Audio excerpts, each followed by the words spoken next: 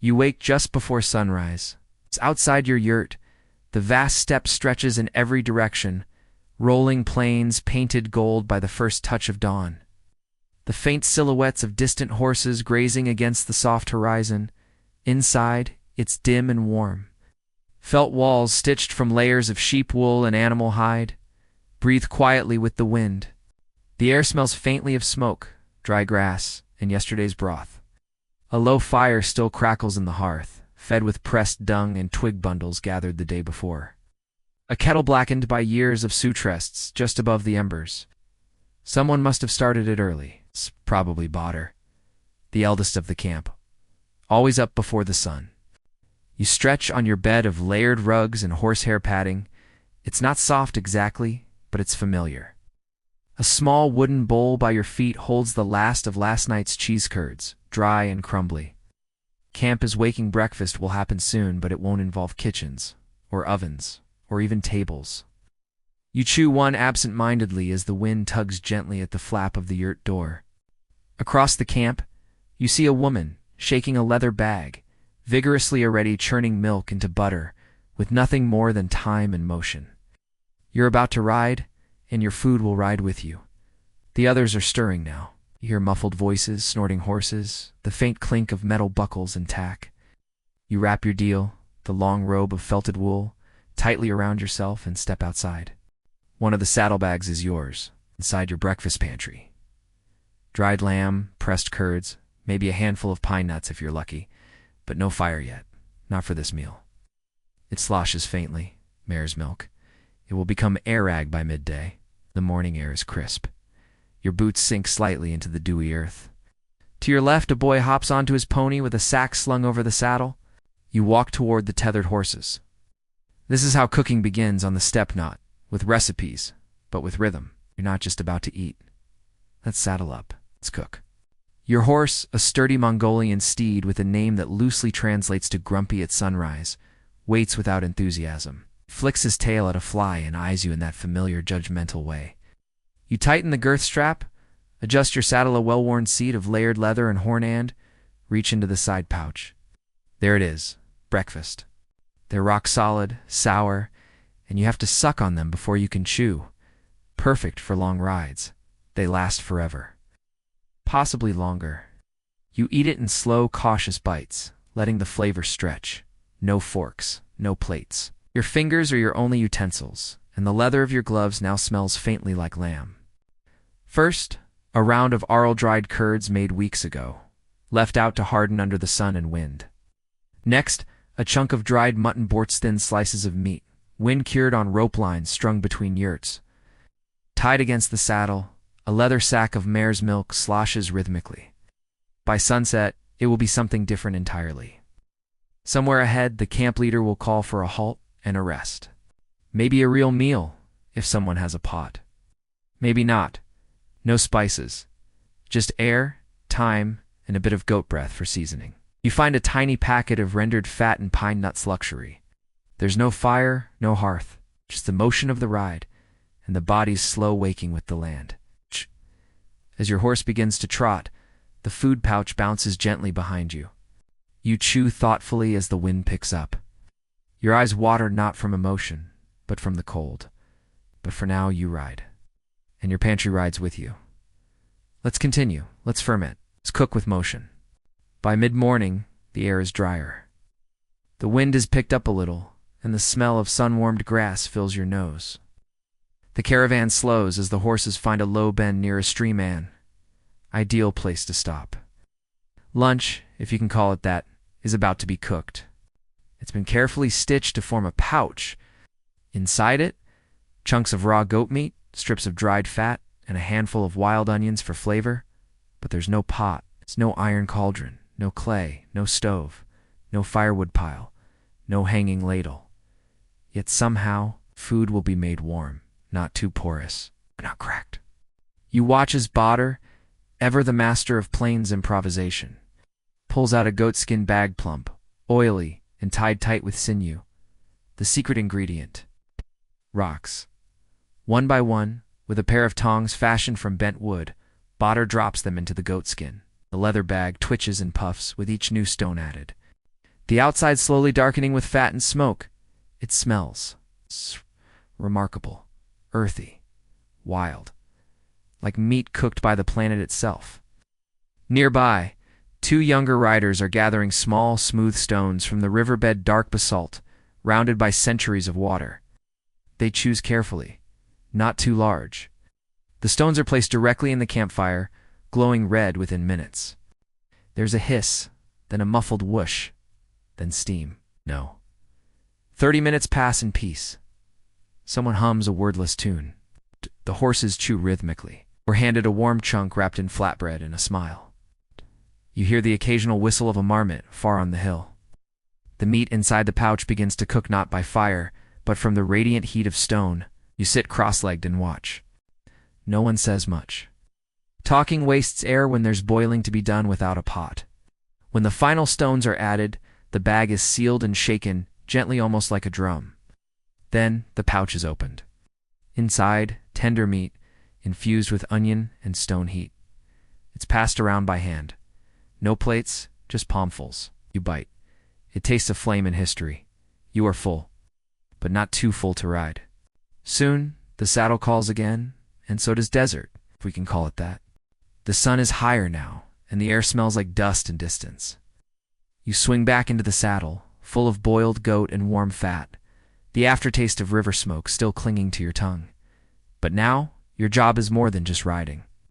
You're also a traveling milk processor.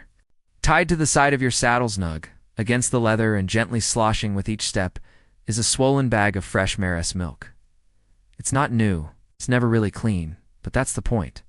It's not just cargo, it's a living recipe. The bag is made of stitched horsehide, glossy from age and use. The jostling of the ride step, trot, gallop, turn is the key. Mongol wisdom says, milk ferments better when it travels. The milk fizzes faintly, its scent souring just slightly in the sun. Not spoiled, transformed.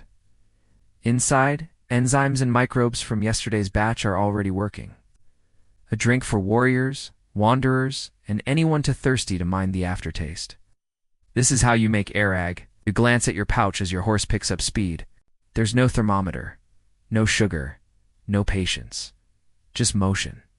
By late afternoon, the milk will be tangy, fizzy, faintly alcoholic, and surprisingly refreshing. As you ride, you think of the rules. The horse is slow, and the milk sloshes one last time before being untied.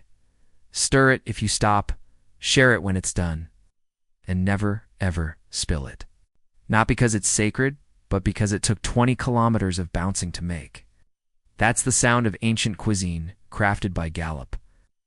You adjust your weight in the saddle, feel the pouch shift, and hear a wet, musical glurp. That's the sound of chemistry and travel. In the distance, you spot a cluster of Yortsenites rest. You dismount. A woman takes your pouch and lifts it to her ear, listening like a midwife. She nods. It's ready. Dinner will include the fruits of your ride. But first, you churn, you shake, you butter. The yurt glows golden in the setting sun. Smoke curls upward in lazy spirals, and horses graze quietly nearby, their tails flicking in rhythm with the breeze. The camp is settled for the night, but your work is not quite done. It smells faintly of sour milk, wool, and something tangibly ancient. Inside the yurt, resting beside the hearth, is a second leather bag shorter, wider, and far heavier. This is the butter bag, but it won't churn itself. It contains milk that has already begun to turn. Left over from yesterday's airag, thickened slightly by the warmth of the day and the tug of time. You mount your horse again not for travel but for technique. You loop the strap over your saddle horn once more. You picture the inside of the bag curd separating fat globules clustering like tiny dancers in a fermented swirl. This is butter making, Mongol style, powered by hooves and gravity. As you trot around the camp's perimeter, the bag swings and thumps against the saddle, sloshing back and forth like a sleepy drumbeat. There are no paddles, no churns. Just time, patience, and motion. Children race alongside you, laughing. One of them shouts, "Faster makes sweeter." You grin, you trot faster. One kneads the bag gently with practiced fingers, humming a lullaby you don't recognize. Then she unties the neck and dips in a wooden spoon. After a few circuits, your arms ache slightly, but the pouch feels heavier. Creamier, you dismount and bring it to the elder women by the fire. A nod. A smile. "Rich today," she says. "You rode well." They press the butter into a shallow dish, golden and thick, speckled with tiny flecks of milk solids. It will be spread on flatbread, melted into millet, or simply eaten by the spoonful. Tonight, you'll taste it, maybe even dream about it. You've churned the land into food, one hoofbeat at a time, and now. Let us warm our hands by the fire, sip salted tea, and move to the next course. The fire burns low, its glow soft and flickering, casting long, sleepy shadows against the felt walls of the yurt. Outside, the sun has dipped below the hills, and the stars begin to gather in the cold blue of the evening sky. You sit on a rug near the fire pit, cross-legged, stomach rumbling gently, not in hunger, exactly, but in anticipation. Someone unwraps a parcel of meat-lean cuts of goat and bits of fat, already cured from the last hunt. It's tonight's dinner.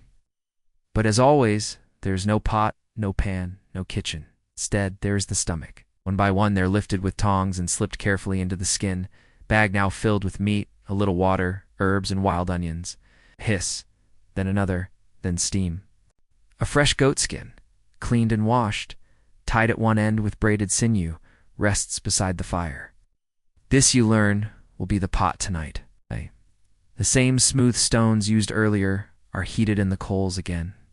The pouch balloons slightly, the skin tightening as the meat inside begins to cook, not over the fire, but inside it. The smell is incredible. The fat bubbles and simmers inside its strange vessel. No one speaks for a moment, they just inhale. It's not just meat you're smelling. It's warmth. Another scoops into the bag with a ladle made from a bent ladle of bone. You're given a ladle full of steaming stew, thick and oily. It's distance. It's the entire day condensed into one portable stew. Roaming meat, cooked from the inside. Infused with ash, with air, with firelight. The pouch rocks gently as someone tilts it side to side, redistributing the stones. Someone hands you a bowl, carved from horn. You lift it to your mouth. Just earth, fire, and a stomach stretched by knowledge. Tender goat, smoky fat, the bite of wild garlic hull, cooked without a pot, without a kitchen, without walls. You eat slowly, gratefully, in silence. As outside the yurt, the wind brushes against the plains like a sleeping animal's breath. There's more to come. There's always one more flavor to discover, one more ancient trick. Next, we ride with soldiers and follow the kitchen into war. The stars are high now, scattered like bone beads across black velvet. Camp is quiet. Most have curled up by the fire, wrapped in woolen cloaks, murmuring soft stories or already dozing. Food made in motion, even in the heart of war. But your mind drifts elsewhere into the stories passed around the fire earlier, stories of campaigns, of long marches. You imagine yourself a soldier in Genghis Khan's army, one among thousands, a conqueror with a saddlebag pantry. There is no supply line, no wagons of flour and wine, no roast pigs turning on spits. Just you, your horse, and what you can carry. As you ride, it softens with body heat and the rhythm of the gallop. By evening, it's warm enough to eat. Maybe you dip it in salty broth. Maybe you just chew it slowly in silence. Your food is your armor, your fuel, your comfort. Each warrior rides with dried meat tucked beneath his saddle goat. Horse or mutton sliced thin and sun-dried until it crackles. Another speaks of fermented garlic paste hidden in sword sheaths, used to flavor tough meat or intimidate enemy noses. Meat millet. Perhaps some wild roots pulled hastily from unfamiliar soil. Bones are boiled dry, fat rendered, blood caught and cooked. Even the stomach becomes a tool. If no pot is available, you use the same method as always: hot stones, a leather pouch, and time. If you're lucky, you'll share a stew brewed in a metal helmet over a campfire. A flatbread warm from a hearth, of shared butter, of the song your grandmother hummed while skinning onions. One story tells of warriors storing fat-soaked biscuits inside the folds of their clothing to keep them soft. There are no spoons in the army, only knives. Food is never wasted. Meals are brief but sacred. They remind you of the homeland. You ride all day. You cook by necessity. You conquer on an empty stomach, unless you plan ahead. Mongols always plan ahead. You blink. The fire crackles. You're back in the yurt now. The army fades into sleep. And outside the winds shift again. Let us now explore the dining rules not of war, but of etiquette.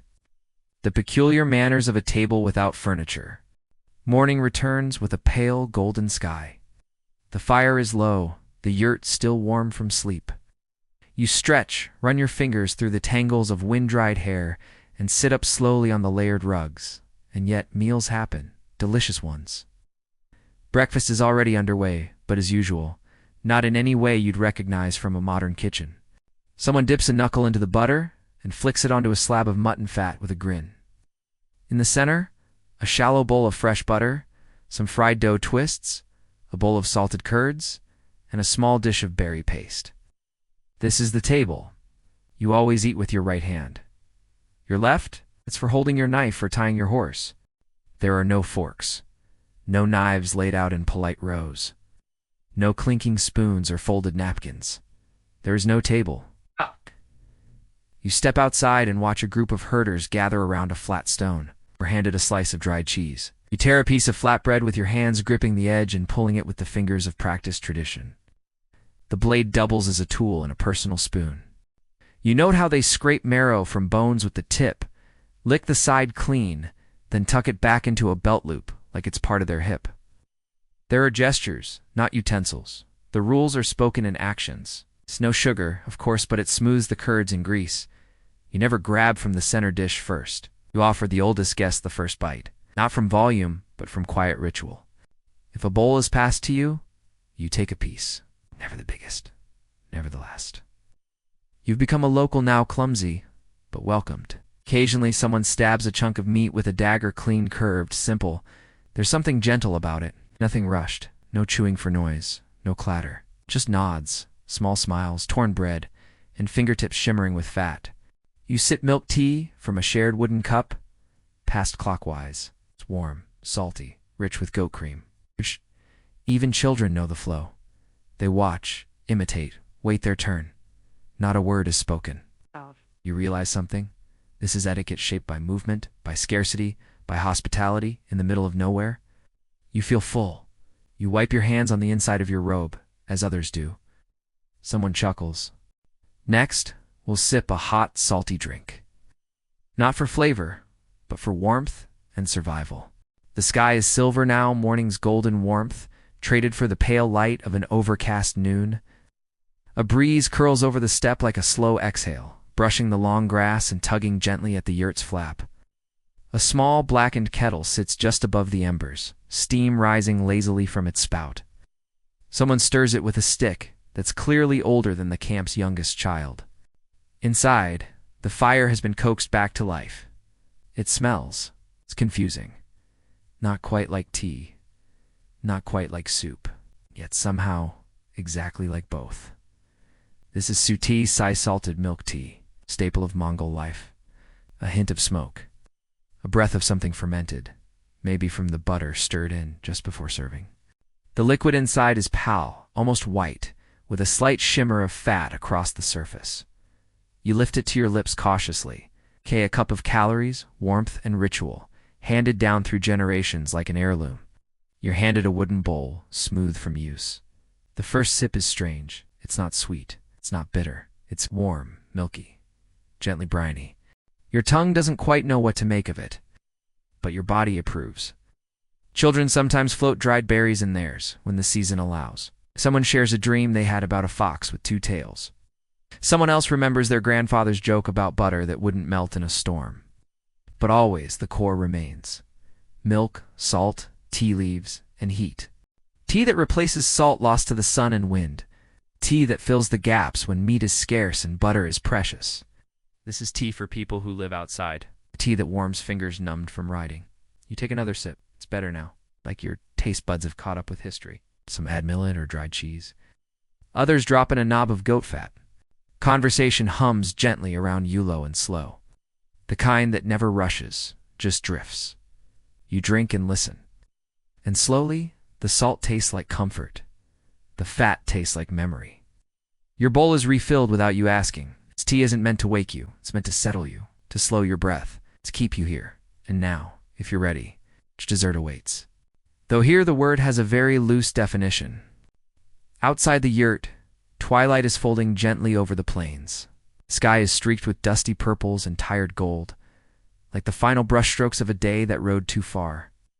The fire crackles softly, and the yurt is bathed in a slow, flickering glow.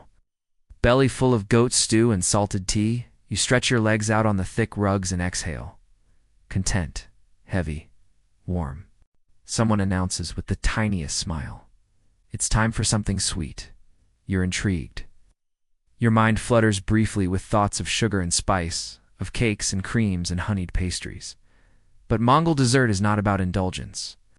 It's about what's possible. Urdzug, the closest thing to a cookie on the steppe. Deep-fried dough, shaped like little knots, browned in mutton fat. Some are plain. Others are dusted with a fine powder of ground curds and wild honey. What survives? The taste is simple, comforting, just flour, fat, and the faint ghost of sweetness. A wooden bowl is passed to you, filled with small, hard cubes, dry and pale. They don't crumble. They resist the teeth. They last for months in a saddlebag. Someone adds a drizzle of berry syrup more sour than sweet. Another stirs in a shaving of frozen butter.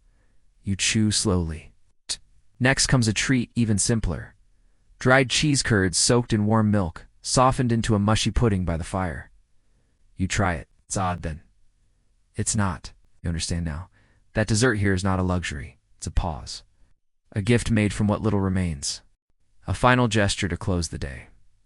Children nibble quietly. Elder hums something low and looping. Outside, a dog sighs in its sleep. You think of the horses, the ride, the milk turning to foam beside your saddle. You think of warmth in unlikely places. You cradle your bowl and stare into the fire. It smells faintly of dough, smoke, and the memory of grasslands. What? There is sweetness here. It's just quiet about it. Now before the night grows too deep, perhaps it's time we turn to another kind of hunger, one that belonged to the animals beside us. Let us explore what the horses ate, and how their meals shaped history. Night has fully settled now. Yurt is quiet, lit only by the embers of the fire, and a single oil lamp that flickers like it, too, is ready to sleep. Outside, the wind rustles the grass like waves on a slow, forgotten sea. Somewhere nearby, a horse snorts softly. You rise, bundle yourself in your robe, and step out into the night. They are small by modern standards, stocky, sure-footed, covered in thick coats that shrug off snow and sand alike. Dozens of horses graze in a loose circle around the camp, untethered, free to wander but never straying far. And they are everything to the people here. Transportation, companion, shield, stove, pantry, and above all, partner. But what did these horses eat? No bags of oats, no golden hay, no groomed pastures. Just grass. The horse blinks slowly, munching with a rhythm that sounds almost like thinking.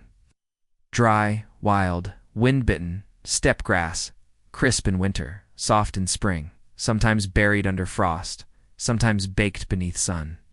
You watch as one of the herders scatters a few handfuls of dried barley near a favorite morainot as a treat, but as a thank you.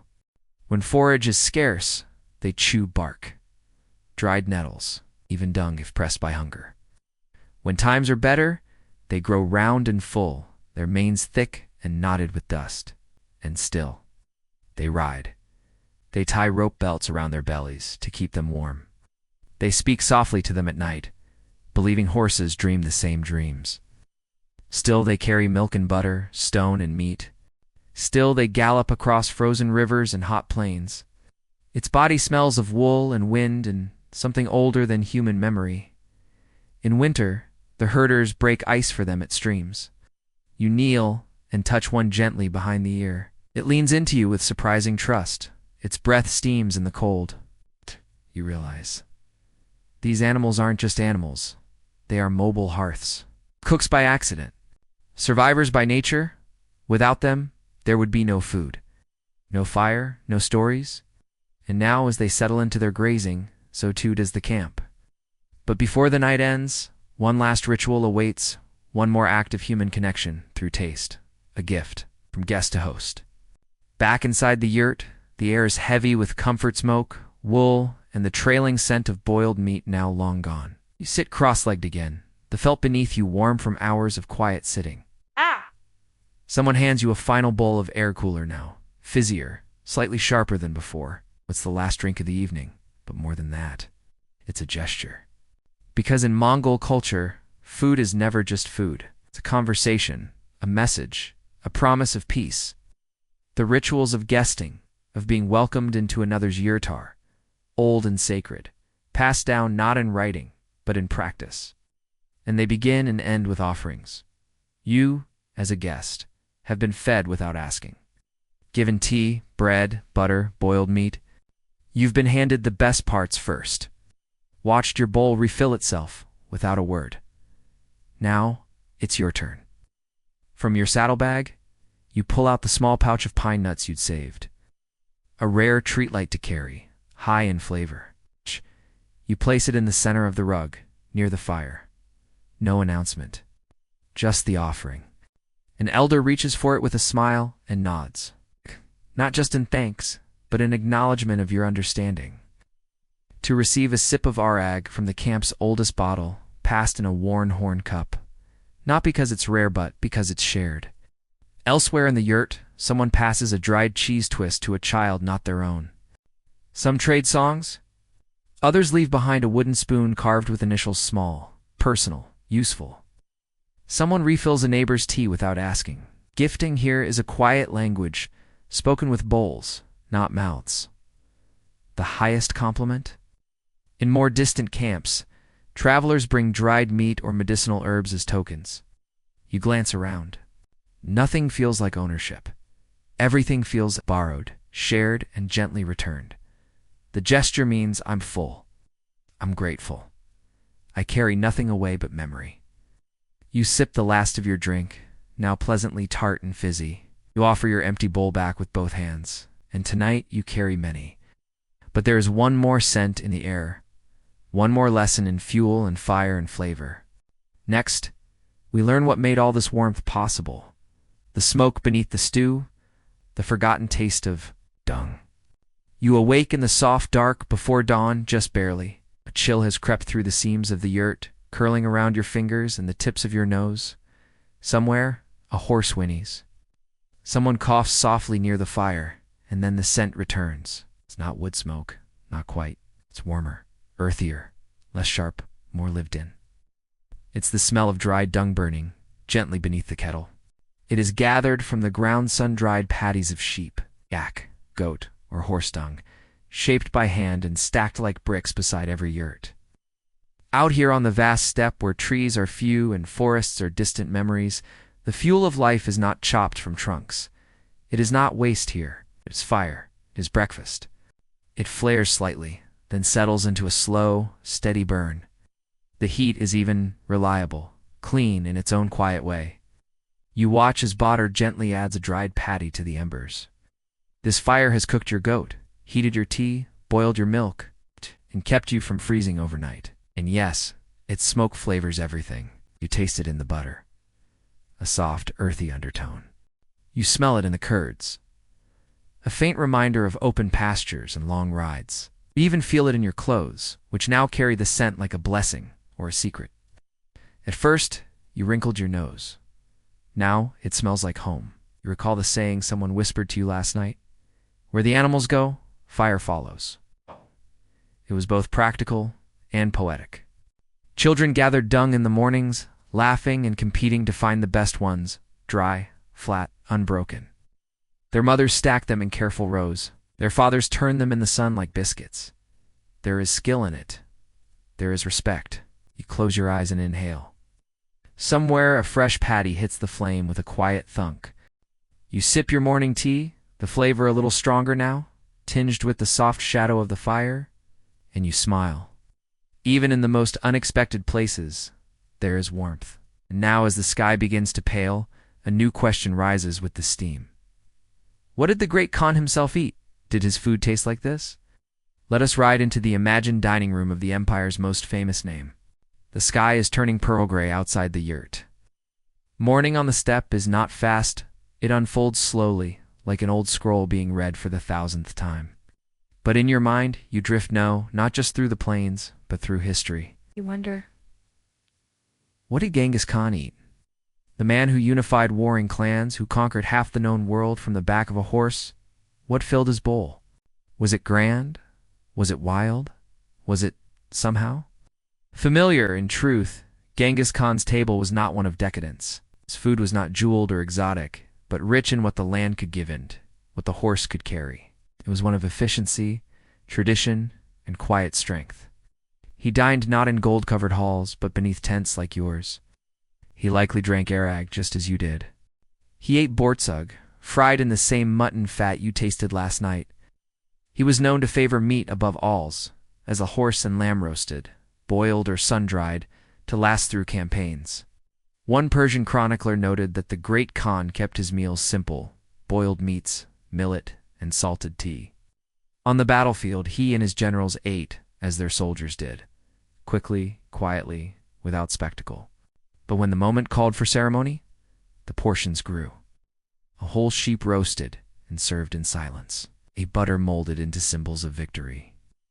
A guest offered the best cut the fatty tail of a sheep has, a sign of deep respect. He was also practical. Food and survival were never far apart. It said he would drink blood from his horse in emergencies, cutting a vein without killing the animal, then sealing it afterward so both could ride on. And yet, he still honored the ritual. A meal, even in war, was a pause, a moment to recognize life before returning to death. You sip your tea, now lukewarm, and imagine him doing the same, not on a throne, not in armor, but on a worn rug beside a smoking fire, just like yours. In that way, Genghis was never far, just one rider among many, one stomach among thousands. He ruled with steel, yes, but also with bread and broth and discipline. And as the fire crackles once more, you realize even the greatest conquerors must eat. And when they do, they still crave something warm, something fatty, something shared. But before you sleep again, one last ride, a gentle meal before departure, a ritual of parting. Let us join the Nomads for one final dish before we pack the saddle. The sun is just beginning to lift its head over the horizon, turning the sky a pale, sleepy gold. You rise slowly, your limbs heavy with warmth and calm, the scent of felt and ash clinging softly to your robe. Outside the yurt, the camp stirs like a creature waking from a long dream.